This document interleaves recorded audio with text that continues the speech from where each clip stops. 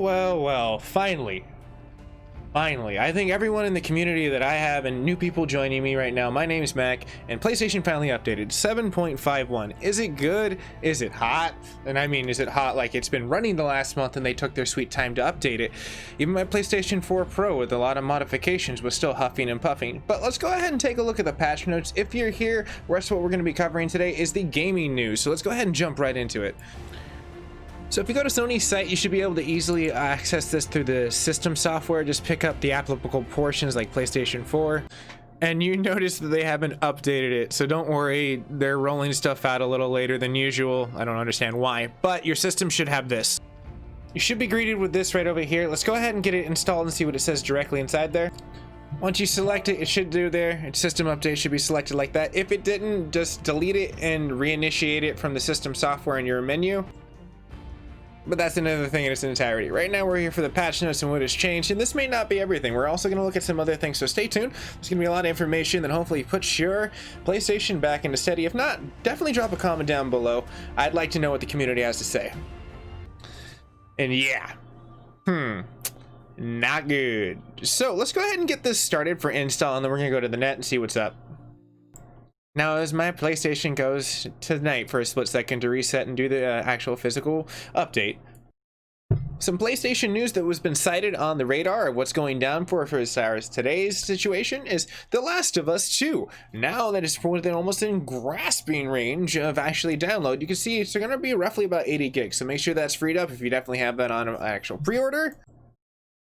A list with an incoming PlayStation 5 games from the UK that leaked out, which I thought was pretty cool. So I'll have all this stuff in the description down below that you can check out. Majority of the cool stuff that's going to be coming for PlayStation 5, guys and gals, is going to be next week as we look into what's going to happen as Sony drops some major details. So I'll be covering that, so stay tuned and subscribe to the network if you're new for that. But let's go ahead and take what actually changed as my PlayStation boots back into aliveness.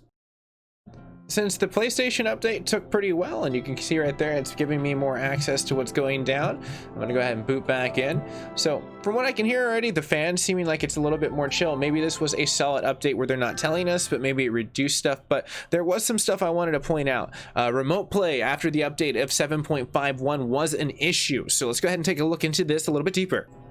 As you can see, this person reached out roughly about like almost a situationable point of almost like a month ago, it seems like, with a post. It doesn't make sense, but it's in the new feed, which I found, and I was like, that's interesting. But you can also see in a 3 hours portion of it, someone also has delayed. So I'm wondering, was this something that was introduced in 7.50 and then it was more prevalent in 7.51, or is this someone that just screwed up and put 7.51 and it's still continuing over? Because that person down below makes me wonder.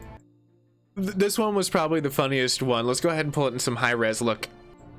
I really like how the system improvements, and then you see the first few comments, and it's the first one down below, as always, is as is tradition.